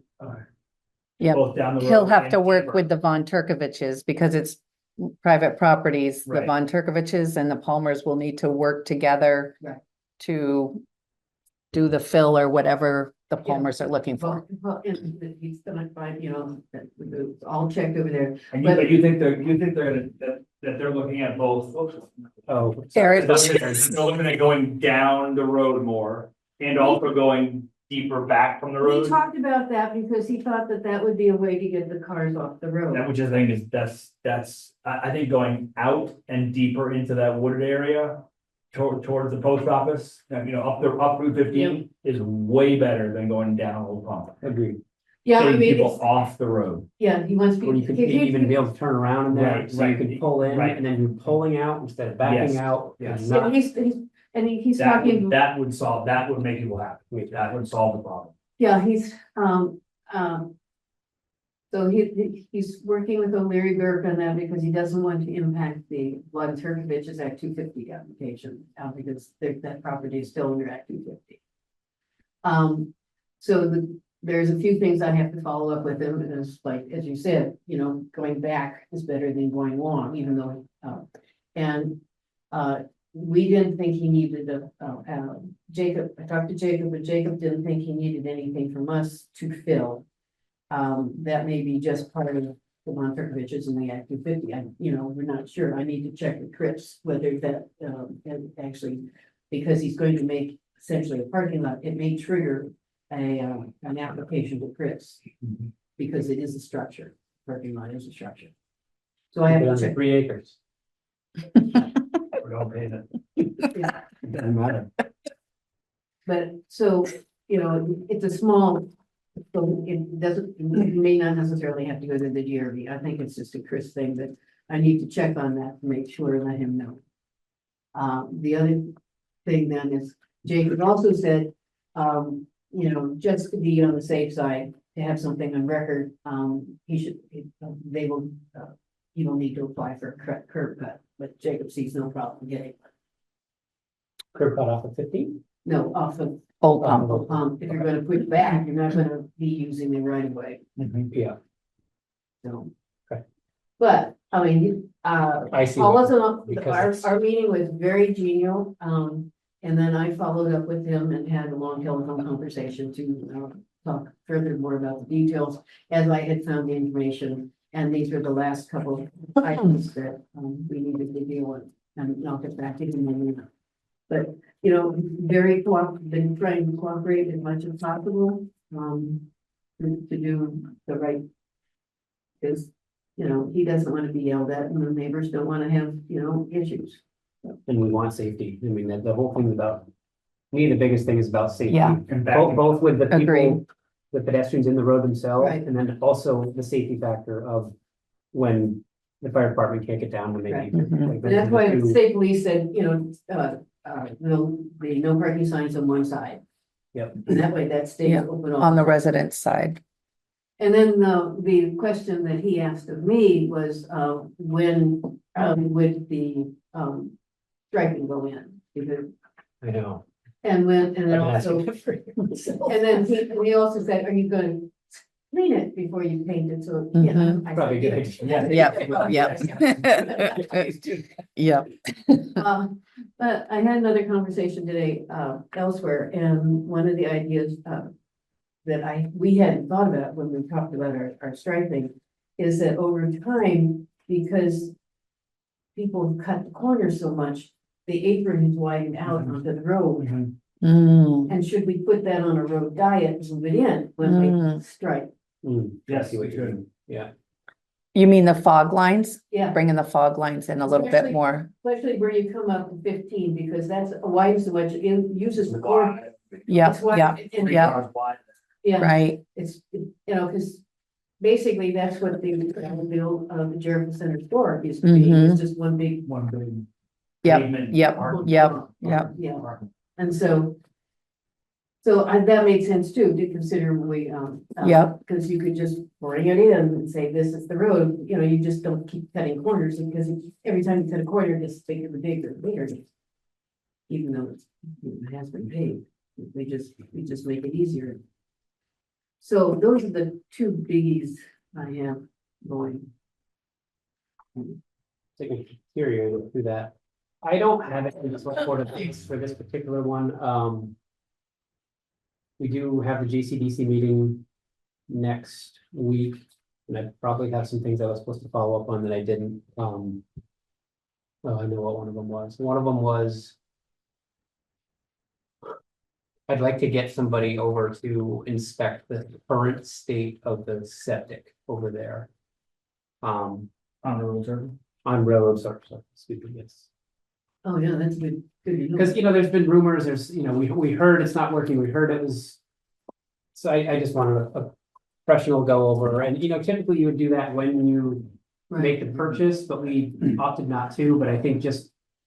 No matter what we do, it's gonna be good to Mhm, understand the current Right, state. right. Okay.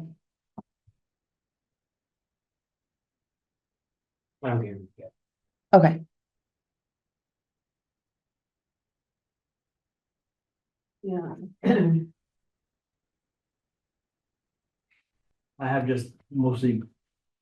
But it's a couple things. So the town garage committee group met this morning. And the guy from Cross was like a third level. There's Vaughn, there's the guy who backs up Vaughn, and the guy we got today. And Vaughn's on vacation, but the guy we got today, I think it's true to say he literally had no idea what was going on. Nothing. He had Yeah, I nothing. did too. And Chris asked to, sort of said, hey, we want to make sure we get some minutes, just to make sure we capture all this. We wanted to make sure Right. that. I mean, the guy was great, but he had nothing, he brought nothing to the table. Mm-hmm. And we just talked about detailed stuff around the structure and the design requirements. One question that I had, was. We don't have a generator now, right? And I'm shocked, actually. so if we don't have a generator, so we have this $100,000 generator idea, notion, which we have no money for. And I think Eric asked kind of sort of under his breath on the way out last meeting, like, so what are we doing now? Like, if we have a Right. generator now, Right. do we need $100,000? If we have no generator now, do we need a $100,000 generator? Mm-hmm. If we're not gonna make it a, but it's not class 4, but Class 3. Level 4 emergency. Right. So that's a question for Jacob around Yeah, because he, what happens now when he said we lose power all the time. Right. It's not uncommon to lose Yeah. power. Yeah, And does that cause problems now? And if not, why will it cause problems in the future? And as I'm talking, I'm thinking, oh, because a lot of that stuff is connected now, like the garage doors can't be closed without Wi-Fi connection and stuff, so maybe that's feasible, you know. oh, absolutely. Oh, I they think better that- not remote be control. And plus, No, for real, you What? can't close them without electricity? no, you can, like, oh, I had a huge industrial door, garage door. But you had to take a 12-foot ladder and then Yeah, go I and get grab that the it's thing not and pull like- it down. like- But yeah, but you like- could pull it down. To not have to do that Yeah. twice a year is worth $100,000. Right, you know? that, and no, that's, and I, you know. that's my question. and Right. Jacob wasn't sure we needed I didn't get the impression yesterday when I was in the office. Cause he happened to come in when I was talking to Paul, but I didn't get the impression he was thinking that. We really needed $100,000 one, but he thought it'd be good because he talked about some experiences he's had just like in Bolton. They had one that you could open that without but it was the wrong door. And then he talked another experience about, like, you know, fell on a 20-foot ladder, scared to death. Mhm. That it was a real Mhm. safety issue because the doors are so high. So he thought, yes, we need a generator would be good because one, the more electric power is going out more frequently than it used to in its Right. way, and it's also longer outages. I Yeah, mean, yeah, you know, we've lost over 2 days with Beryl and 2 days with Debbie. yeah. So Paul, will you talk to Jacob about that and just Yep. what his thoughts are? Yeah, because there may be, you know. He did tell me about a grant, like he got a grant from Yeah. So the- Energy Co-op for Bolton, so yeah, I'm hoping to look into those as because well. that may pay for the generator. Mm-hmm. Yeah. And, you know, and you can look, you know, and you can also get bids for it. It doesn't have to be, you know, it's gotta be something that works well, that isn't. Right, doesn't need to be a luxury. Yeah, Right, it doesn't need to be Cadillac. Yeah. I also asked Paula to ask, or, you know, put it on the list for next time, because I'm interested in, is the roof of the building, going to be able to support, solar panels if we decide to use, because that, in the future, because that is VEC territory and the VEC line is right there. And so, you know, it's not that big a deal to put in solar. We got a solar field there, don't mm-hmm, we? We have a solar Mhm. field there. Oh, yeah. Yep, you do, yep, like 15, like, yep. like 100 feet away. mm-hmm. Yep.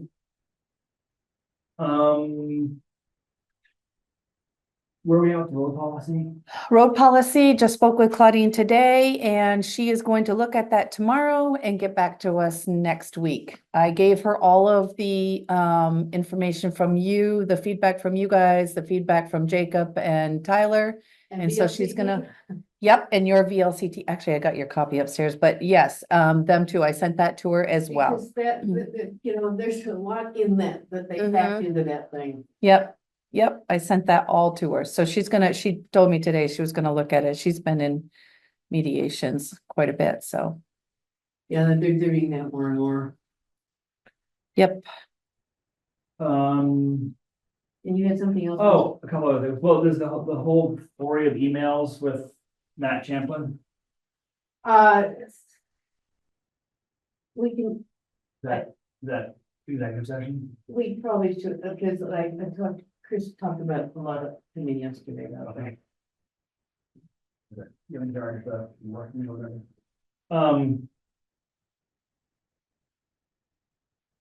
And then, so, like I said, we're gonna, tomorrow or in 3 weeks, we're gonna get this 90% wastewater report. And it's gonna say, it's gonna cost you 15, 20, $100 million. And my read, and I don't know squat about any of this stuff. What I am hearing is that there are ways to get the majority of it paid for by somebody else. It can't take, but it will take time. Oh, yeah. This is, we're not gonna be breaking ground You know, Thursday. I mean, it's years. We're talking about years. And And that's the sad thing about what Chris, what Chuck was talking about all the time. He said, well, they did it this time, but no, when it's this big. No, and I think, I think I understand, I think it's frustration, just based on what he was saying tonight. I think his frustration is not that he doesn't want it to be installed next year. I think he's saying it's gonna take whatever His point is years. to do things in parallel instead of in serial, right? So waiting the 28 months when we know we're gonna have to try to get financial help. I get that. I think that was a And I'm good point. sorry, I let him, I kept answering. No, I think to some extent that's helpful to acknowledge what he's saying and agree, or we agree. But so my question is like, so let's just say that Paula calls us and says, oh, we got the 90% reports in. I'm gonna email it to all of you, we get it, and it says $20 million. What then, What do we do next? what do we do next? What's the next thing we do? And it Right. feels like whatever the next thing we're gonna do, there's no reason we can't do it today. I mean, not tonight, but you know what I mean, like. We Right. need to wait to know, it's gonna cost way more money than we can afford. Oh, So absolutely. how do we start the process? And I just don't know anything all about it and how it And there are works. other And ways so, of- like, so who quarterbacks that? Who starts looking for grants and? This is why I've talked about having a public works person, Okay, because one, they know that's what they do. Yeah. It doesn't have to be an engineer, so you can save money there. But they, know where you can get the money, and you want to be able to get grants before you go to the Clean Water Revolving Loan Fund, where that you actually can get low cost loans if you have to. but we don't want to do that. We want free And, money. and Linda seems to think that, there are, funds available out there.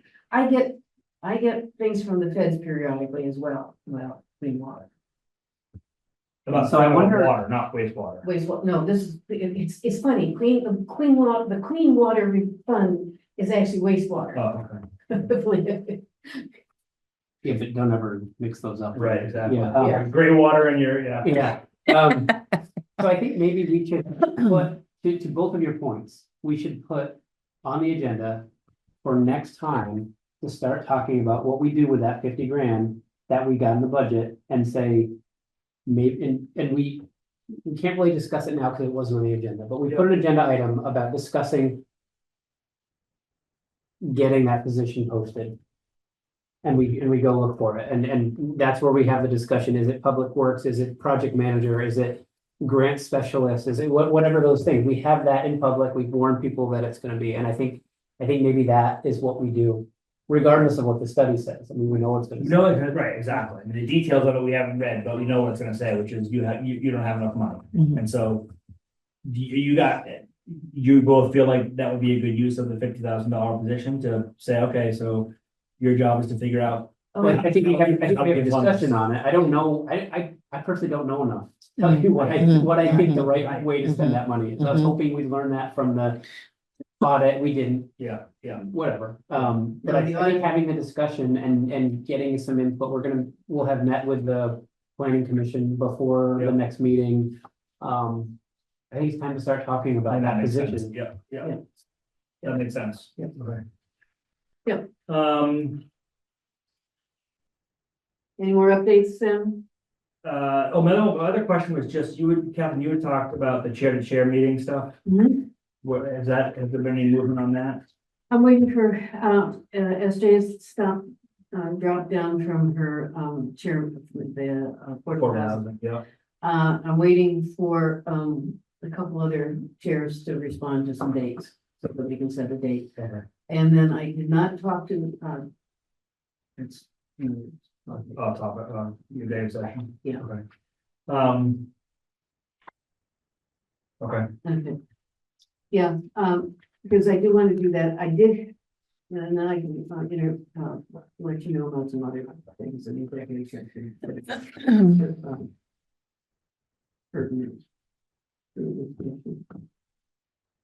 Okay, and the other thing that I was gonna say was just that, to let you guys know that I asked Susan Brzee to meet with me, and we're gonna talk for a couple hours at her house, just about Oh, good.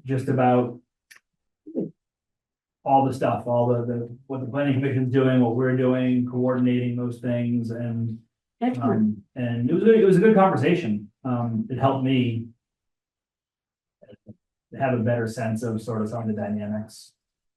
But I just want to let you guys know that I met with her for a couple hours and talked stuff through. We didn't do anything, but we just, talked all of them. Pieces. That's all I have. All right, so, what I'm looking for is the, we have minutes of 7:18, 8:1, and 8:7. Let's try to isolate them all. I guess I didn't read all those. I read the first one and then I stopped when I got to the end. I didn't realize they. I did the same thing. I read the first one. I thought- Well, they're very quick, the other ones. Yeah, that's true. The July 18th, I have just a couple add-ons. Line 123. Eric said our share, and then you have numbers, but it's somebody was just reading that, was it at the school tax? Because it went from Old Mill property to school tax, but way at the beginning was the fire department. So I decided to be clear for somebody just reading the minutes. It says Eric said our share of the UJFD budget Right. went from, and then the numbers. And then line 212, it said the receptions for the artists is July 27th. It's the artists of bridges. Where is it? 212, reception of the 212, I'm sorry. artist. It's a picky one. I Artists. know, but- Okay. And then 218, it's a really picky one. It says they're gonna break ground May 1st. Yeah, you could assume it's 2025, but what if it's 2026? I thought of that and I said, no, everyone's gonna know that. I had the same, like, each year be there. I was like, I won't. Yeah. But I actually had the same thought. So good, see, I mean, because people might not know, because town construction can take a long time. And then August 1st, I thought was just fine. And then the August 7th is August 7th. nothing. Make a motion to approve the minutes of 7:18:24, 8:1:24, and 8:7:24. Second, with amendment. As amended, yep. Second. All those in favor say aye. Aye. Motion passes, we don't need. Take it away, Eric. Motion to go into executive session because premature disclosure of information would be detrimental to the parties involved for reasons of personnel and legal, and I'd like to invite Paula to that executive session. Second. All those in favor say aye. Aye. Aye. Good night, everybody. Thanks, everyone. Thank you.